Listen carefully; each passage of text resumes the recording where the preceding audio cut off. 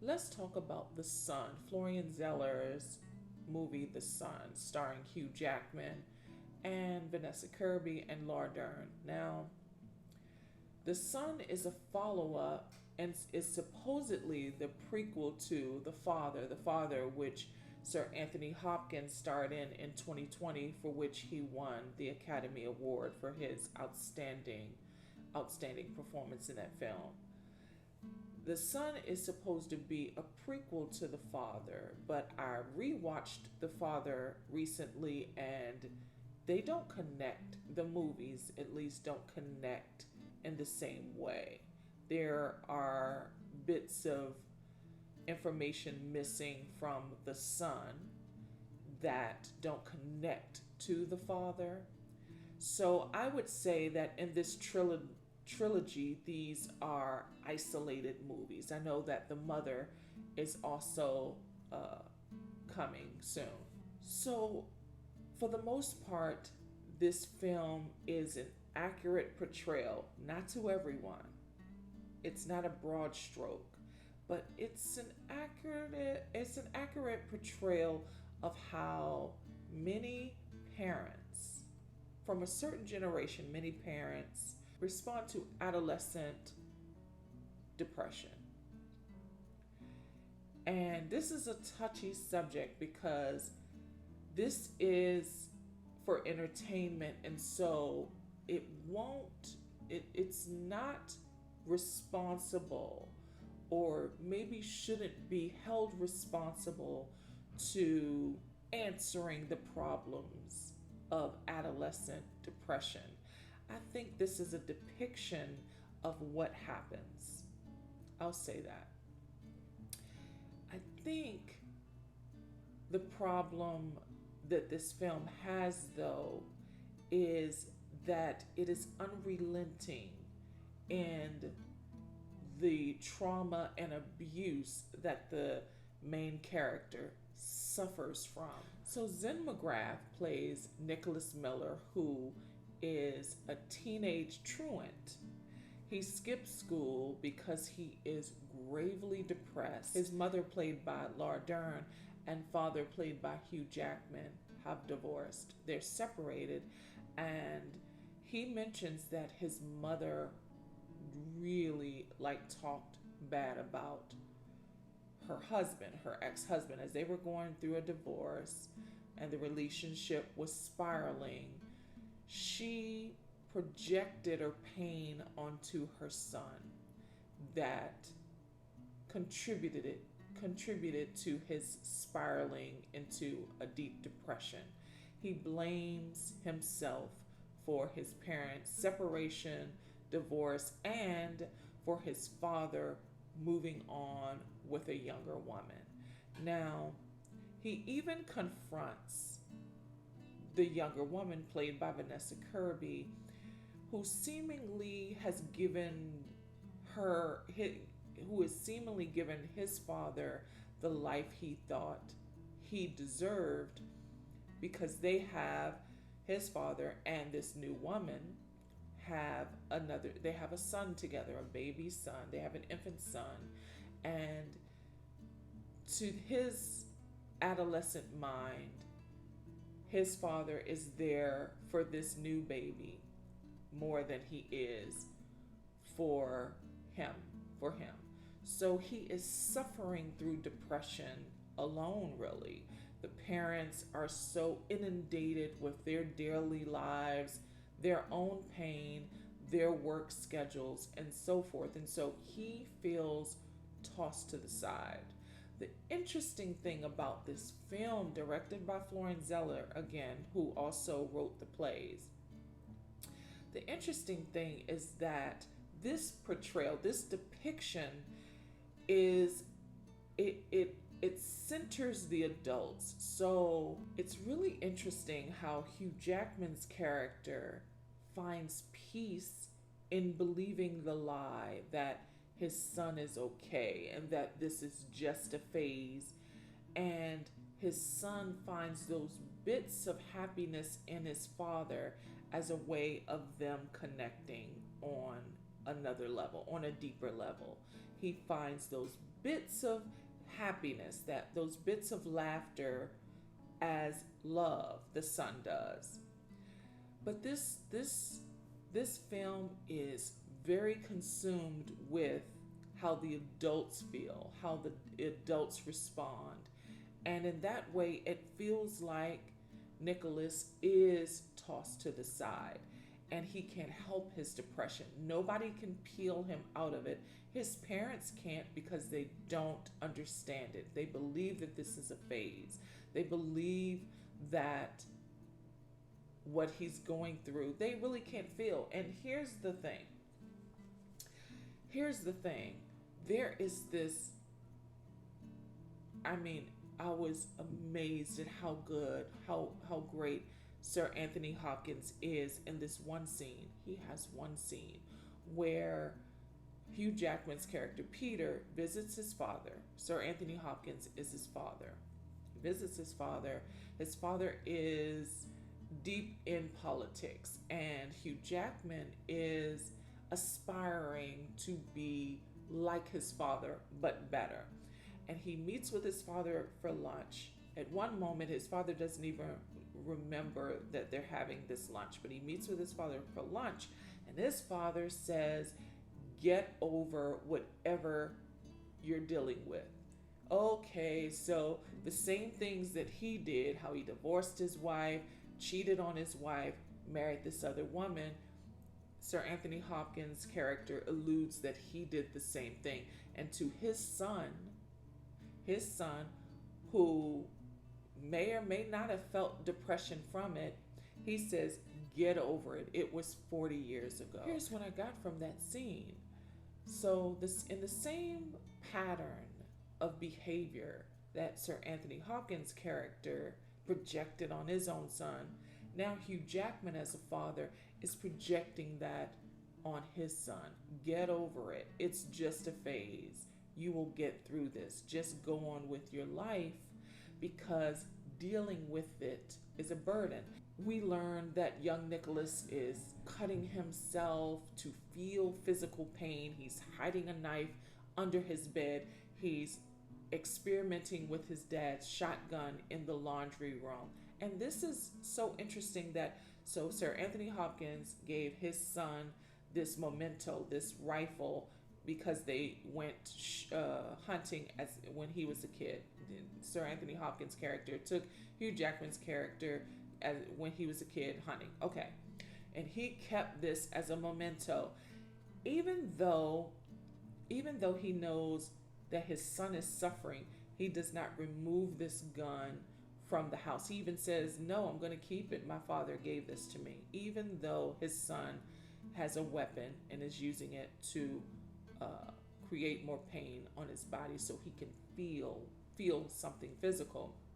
And we know as the audience halfway through where this is going, because he's being ignored.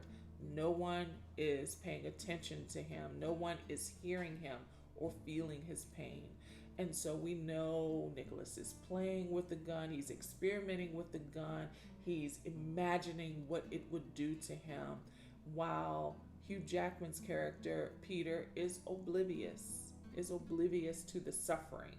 So again, we already know where this is going halfway through until he kills himself. And the call back to Sir Anthony, the father, and Hugh Jackman's character, Peter, the call back to that is in the end. So even after Nicholas himself in his father's bathroom, yeah, the ending is Hugh Jackman's character imagining what Nicholas's life would have been had he survived that or not even done it, had he not been depressed.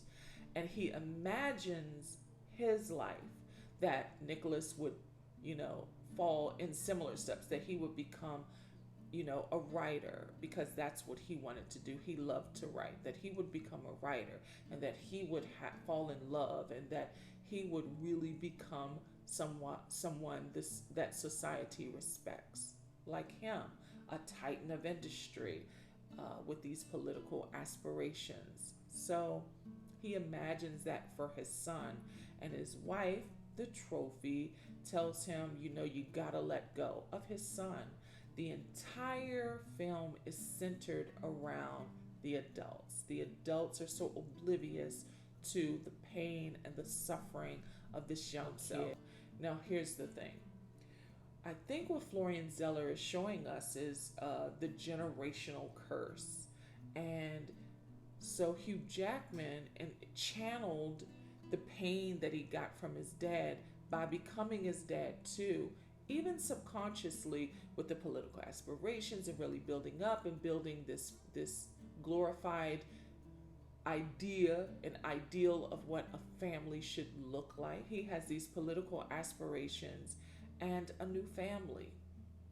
So his son is a burden on his aspirations. Just like Hugh Jackman, same pattern, was somewhat of a burden in his father's political aspirations. And his mother, because she was so hurt and heartbroken by her dad, projected it all on her son, that he doesn't love us. He threw us away. And so her hearing this, you know, for half his life, he believed it. Now there is this, there are a few showdowns between Hugh Jackman's character and Zen McGrath's character, where there's one instance where they talk about a gun, and Hugh Jackman's father gave him this rifle because they used to go hunting together, and he keeps that rifle in the laundry room. And you just know, this is like in the second act, but you just know where it's building up, that you know, watching this film as it unfolds, that there's going to come a day, because these adults are not dealing with this depression that their son is really suffering, that there's going to come a time where this kid is going to get this gun and he's going to self. So the atmosphere of this movie is chilling, because there are some very crisp colors that were used. There's brick and stone and blues and green and white. It felt like very cold and frigid and crisp, instead of the browns and the grays, those colors that you would think would be used in a film to make you feel unsettled, because it's about depression. It's about a kid who is depressed. You would think that these earth tones, more earthy tones, would be used to feel more settled. And the sound design is very interesting too. There are these moments, these really important moments in the film where there's no music, there's no score. It's uncomfortably quiet. And I thought that was a pointed choice, because there are points in depression where there's noise going around, white noise really going around, and you don't hear it. And then there are other points where it's so quiet and you're buried in thought. So I thought that those moments sort of shifted the atmosphere. Those quiet moments shifted the atmosphere and shifted the narrative just a little bit. I thought that was very pointed, that Florian Zeller designed or helped design the sound in that way. And then there are these bursts of excitement that Hugh Jackman's character shares. Hugh Jackman plays Peter, that he shares with his son Nicholas. There are just these really incremental moments they share of happiness that immediately devolve into these dark moments. I think Florian Zeller captured those beautifully, because that's it. those moments, you have those moments, those peak moments, and they are immediately followed by these dark, depressive battles, these tunnels, these wells that you can't dig out of when you're depressed. I think everyone in this film did a marvelous job. Hugh Jackman's accent, I didn't know. Here's the thing. So the father had Olivia Colman and Sir Anthony Hopkins, and they're British, so they have their accents. Hugh Jackman is Australian, and I know that he can use a British accent, but in this one he doesn't. But his father has a heavy British accent. So in that way, I don't think that those two movies are cohesive, and I just don't get Hugh Jackman's accent in this movie. And that might be why, one of the reasons he's not getting, or he hadn't picked up steam for his performance. He's great in the film. The accent, though, didn't work for me because I don't know where it's from. Like, he lives in New York. He has a father from London and a sister from London, but his accent, something, I don't know. But everyone, Vanessa Kirby was excellent. Zen McGrath was excellent. Of course, Laura Dern was excellent. I'm surprised she's not getting more looks for Best Supporting Actress. They were great in this film. This is a really touching film. And I realize there's some discourse because this is not an easy subject to tackle. And it's also not easy to entertain. Like, it's not easy to make a movie about a kid who is suffering in deep depression to the point that he doesn't want to live. He is crying out and no one hears him. That is not easy to paint. That picture is nearly impossible to paint. I get that. But this is a really good film. All things considered, this is a really great film. It is uncomfortable to watch. Again, that the adults in this film are very self-centered and self-serving, and so it doesn't serve the character who's suffering from depression. It doesn't serve him at all and drives him down a path that he ends up harming himself.